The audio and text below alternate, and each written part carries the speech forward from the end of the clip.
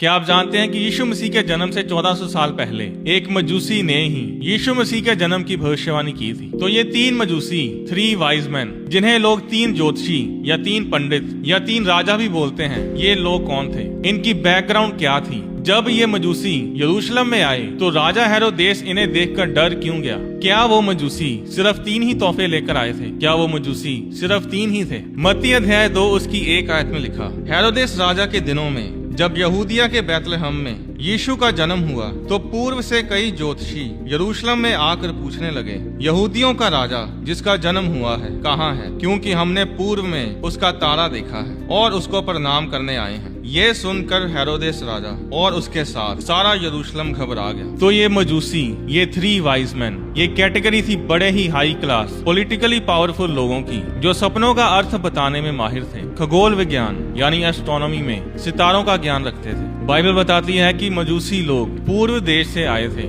यानी कि वो पर्शिया से आए थे, जो आज ईरान देश है। अब ये मजूसी लोग, ये राजा तो नहीं थे, पर इन्हें किंग मेकर बोला जाता था। इनकी पावर राजा से भी बड़ी होती थी। अगर ये मजूसी लोग इकट्ठे होकर कोई फैसला कर लेते थे तो ये राजा को भी गद्दी से उतार सकते थे और उसकी जगह पर किसी को भी राजा नियुक्त कर सकते थे। अब इन मजूसियों के समर्थन के बिना कोई राजा नहीं बनता था। आप ऐसा समझ सकते हैं कि अगर ये मजूसी लोग आज होते तो ये किसी भी देश में जाकर किसी भी प्रधानमंत्री को, किसी भी प्रेसिडेंट को उसकी गद्दी से उतार सकते थे। आपने तस्वीरें देखी होंगी कि किस तरह एम्परर नीरो क्रिश्चियन लोगों पर अत्याचार करता था। वो क्रिश्चियन लोगों को शेरों के सामने फेंक देता था और तो और वो अपनी पार्टीज में रोशनी करने के लिए क्रिश्चियन लोगों को जिंदा जलाकर उन्हें टॉर्च की तरह इस्तेमाल करता था। नीरो एक हिसाब से उस समय पूरी दुनिया पर राज्य करता था, क्योंकि रोमन साम्राज्य बहुत ही बड़ा था। ये सब मैं आपको इसलिए बता रहा हूँ क्योंकि नीरो और मजूसियों के बीच में एक किस्सा हिस्ट्री में लिखा गया है। एक बार अर्मीनिया देश का राजा ट्रीडाट्स